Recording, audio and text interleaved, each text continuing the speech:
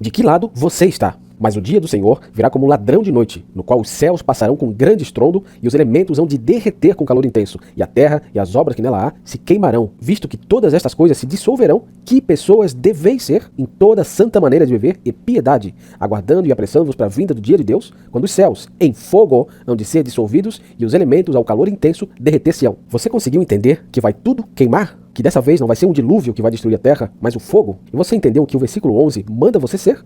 Visto que todas estas coisas se dissolverão, que pessoas deveis ser. Deveis ser. Não é uma sugestão, é uma ordem se você quer sair com Jesus. É uma ordem se você quer escapar da destruição desse mundo. Que pessoas deveis ser em toda a santa maneira de viver e piedade. Toda a santa maneira de viver e piedade. Não é tentando ser santo, mas a gente se arrepende todo dia e Deus nos perdoa porque Jesus morreu na cruz e é isso aí. De jeito nenhum. Não é crendo naquela perversão de dizer que Deus é amor e por isso você pode continuar pecando, pode continuar desobedecendo e tá tudo bem com Jesus porque Deus é amor. Ele dá tapinha nas suas costas. Não. Você deve ser santo por completo.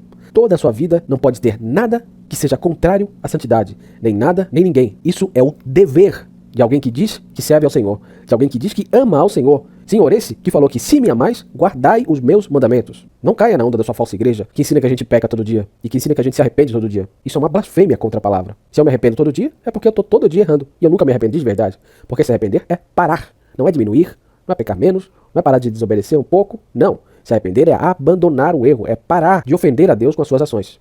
Então vamos continuar. Mas nós, de acordo com a sua promessa, aguardamos novos céus e uma nova terra onde habita a justiça. Por isso, amados, visto que aguardamos essas coisas, sede diligentes, para que por ele sejais achados em paz, sem mácula e irrepreensíveis. A Bíblia está te mandando de novo, ser diligente, andar em paz, não ter mácula nenhuma, não ter defeito nenhum, não ter mancha nenhuma, ser irrepreensível. A Bíblia está mandando você fazer o que Jesus te mandou fazer em Mateus 5,48. Ser perfeito, assim como o Pai que está nos céus é perfeito. Mas se você der ouvido a esses bodes que vão falar, mas isso é impossível, esse negócio de santidade, esse negócio de perfeição, esse negócio de sempre agradar a Deus, isso é impossível. Se você continuar ouvindo essas pessoas que não têm fé, essas pessoas que ofendem a palavra do seu Senhor diretamente, você não pode andar com o seu Senhor, porque você está andando segundo o conselho do ímpio, segundo o conselho do incrédulo. Você pode sim crer em Jesus e ser um incrédulo.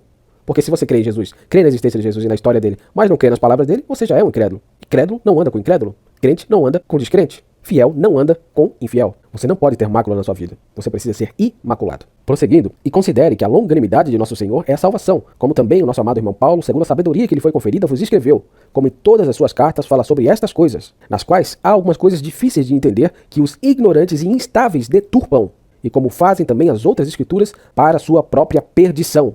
Vós, portanto, amados, visto que sabeis essas coisas de antemão, cuidai, para que não vos deixeis levar pelo erro dos ímpios e acabeis caindo de vossa própria firmeza. Então o que o apóstolo Pedro aqui está dizendo? Que nas cartas de Paulo há algumas coisas difíceis de entender. Coisas essas que pessoas ignorantes e instáveis deturpam, pervertem, manipulam, alteram, mudam o significado, e como fazem também as outras escrituras para a sua própria perdição. A Bíblia está falando que herege vai queimar, que herege é condenado. A Bíblia está falando que a Bíblia diz sempre. Se você não segue a palavra como ela é, você perverte a palavra, você perverte o seu caminho em relação à palavra, e você não anda no caminho certo. Você não entra pela porta e pelo caminho estreito que leva à salvação, mas você vai pelo amplo que conduz à destruição. Então um exemplo dessas cartas de Paulo que os hereges, que os ignorantes e instáveis deturpam, é, por exemplo, Romanos 7. Eles ignoram completamente o contexto de Romanos 7 e dizem que Paulo está falando da experiência de alguém que é cristão. Diz que Paulo está falando que um cristão é que não consegue fazer o bem que ele quer, mas ele é vítima do mal que ele não quer fazer. Mas não são só as pessoas ignorantes que ensinam isso, são também os lobos em pele de cordeiro que sabem que estão ensinando isso para fazer você errar. Eles enganam enquanto eles mesmos são enganados, porque eles acham que ao fazer obras más, no fim, eles vão conseguir alguma vantagem com isso. Se você for ver qualquer grande escritor, teólogo, famoso, toda essa gente aí que é exaltada pelo sistema, que é exaltada pelo mundo, grande parte delas defende essa heresia e essa deturpação de Romanos 7, dizendo que o cristão ainda é carnal, dizendo que o cristão ainda continua sem conseguir vencer o pecado. Procura aí Spurgeon, vê o que ele diz sobre isso, vê o C.S. Lewis, o que ele diz sobre isso, vê o Piper, o que ele diz sobre isso, e por aí vai. São todos lobos em pele de cordeiro. Eles não são homens de Deus. Homem de Deus não é exaltado, não é recebido pelo mundo. Homem de Deus é odiado. Eles estão aí para te levar à perdição. Enfim, vamos continuar. Vós, portanto, amados, visto que sabeis dessas coisas de antemão, cuidai para que não vos deixeis levar pelo erro dos ímpios e acabeis caindo da vossa própria firmeza. Então, se você prestar atenção, se o texto está falando para você não se deixar levar pelos erros dos ímpios, ou seja, dos pecadores, significa que existem pessoas que não são isso, que não são pecadoras. É óbvio. A carta toda está falando para você ser santo. Toda a Bíblia manda você ser santo. Esse versículo é um reflexo de Salmos 1:1, que fala que abençoado é aquele que não anda no conselho do ímpio. Por quê? Porque o ímpio não sabe para onde vai. Ele acha que está certo. O orgulho dele o cega, mas a cegueira espiritual é algo que você não entende que tem, se você é cego. É algo que você não aceita que tem, se você é cego. Se você é desumilde, e você permanece naquela cegueira sem saber para onde vai. Então, se você se deixar levar pelo erro dos ímpios, se você ouvir essas pessoas que dizem que não existe santidade de verdade, que a santidade é só quando você for pro céu, se você se deixar levar pelas pessoas que dizem que você pode desobedecer ao Senhor, que tá tudo bem, você vai cair. Você não vai com Jesus. Se você andar no erro dos ímpios, você mesmo é um ímpio.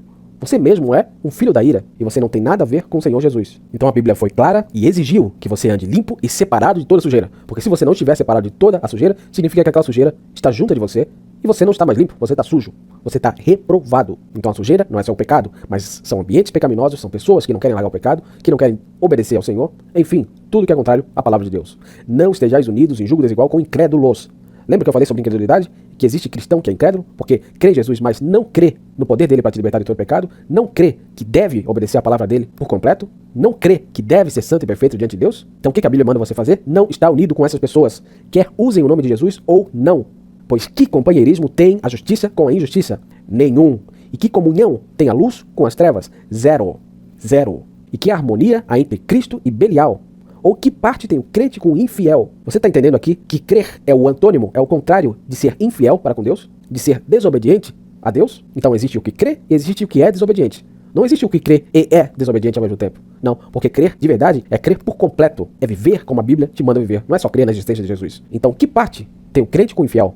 Que parte tem aquele que é fiel ao Senhor Jesus com aquele que não quer obedecer-lhe? E que acordo tem o templo de Deus com os ídolos? Porque vós sois o templo de Deus vivo. Como Deus disse, eu habitarei neles e andarei dentro deles e serei o seu Deus e eles serão o meu povo. Tem gente que tropeça nesse versículo aqui, falando, mas isso aqui está falando de idolatria, etc.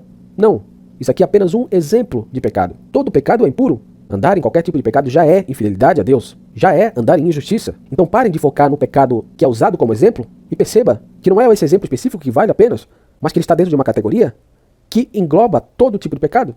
Ou seja, pecado.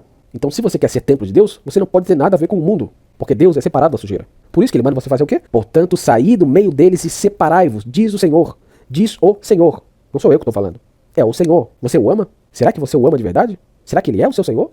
Porque se ele for o seu Senhor, você vai obedecer a ele, e não a qualquer outra pessoa, e nem a si mesmo. Jesus mandou você negar a si mesmo. Jesus perguntou em Lucas 6,46, e por que me chamais Senhor, Senhor, e não fazeis as coisas que eu digo? Ou seja, não vale de nada você chamar Jesus de Senhor se você não vai obedecer-lhe. Você vai ser só mais um hipócrita. Então vamos continuar. E não toqueis em coisa imunda, e eu vos receberei. No futuro, você primeiro precisa obedecer. Você primeiro precisa largar as coisas imundas. A sua fé precisa vir com ação, porque fé sem obras é morta. E serei pai para vós, e vós sereis meus filhos e filhas, diz o Senhor Todo-Poderoso. Você precisa fazer o que Deus mandou se você quer andar com Deus. Se você não sair da lama, você não pode andar com Jesus. Tá bom, mas isso significa que eu não devo nem tentar levar as pessoas à luz? Que eu não devo nem tentar convidar outras pessoas a saírem da lama assim como eu quero sair? Claro que não. Você deve sim convidar as pessoas a Jesus. Você deve sim convidá-las à salvação. Mas você precisa ter em mente que muitos são chamados, mas poucos são escolhidos. Principalmente nos últimos dias, pouquíssimos são escolhidos. Se você tiver a sorte de achar uma pessoa na sua vida, que seja escolhida, que vá obedecer ao Senhor, que vá andar em fidelidade a Deus, em santidade e separada de toda a sujeira, já é um grande número. Porque a maioria dos santos, a maioria das ovelhas que estavam perdidas pelo Senhor e vieram a Jesus, não acharam ninguém. E por quê? Porque as pessoas não querem saber da luz, não querem saber de andar com Jesus e de andar em santidade. O que elas querem é continuar no erro, é continuar nas trevas. E a Bíblia também deixou isso claro. E são nesses versículos que eu termino aqui. E a condenação é esta, que a luz veio ao mundo e os homens amaram mais as trevas do que a luz, porque os seus atos eram maus. Então Jesus veio ao mundo para te salvar, para te possibilitar ser salvo, mas a maioria das pessoas amaram mais as trevas, amaram mais ficar em erro, amaram mais ficar em pecado, amaram mais continuar na desobediência do que seguir a Jesus. Por quê? Porque seus atos eram maus. Porque elas eram isso aí mesmo, entendeu? Elas eram sujas e elas queriam continuar sujas.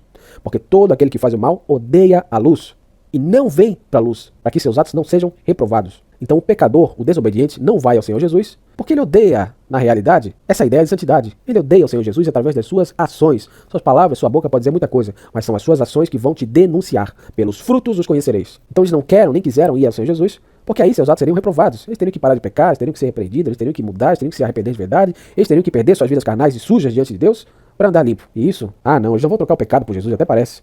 Eles preferem trocar Jesus pelo pecado. Eles preferem trocar Jesus pelas suas vidas erradas. Então tá bom. Você tem um livre-arbítrio, você pode escolher qual caminho seguir. Mas de uma coisa você nunca pode se furtar. A palavra que veio para te salvar vai te condenar. Então espero que você não seja mais um covarde, como 99% dos covardes do mundo, que preferem ficar nas trevas escondidinhos, a vir para a luz, a vir para a santidade, a vir para Jesus, a largar todo o erro e a carregar a cruz, como Jesus mandou, negando a si mesmo diariamente. Covarde não anda com Jesus. Orgulhoso não anda com Jesus. Ou Jesus é o Senhor da sua vida, ou você mesmo o é. Escolha hoje a quem você vai servir.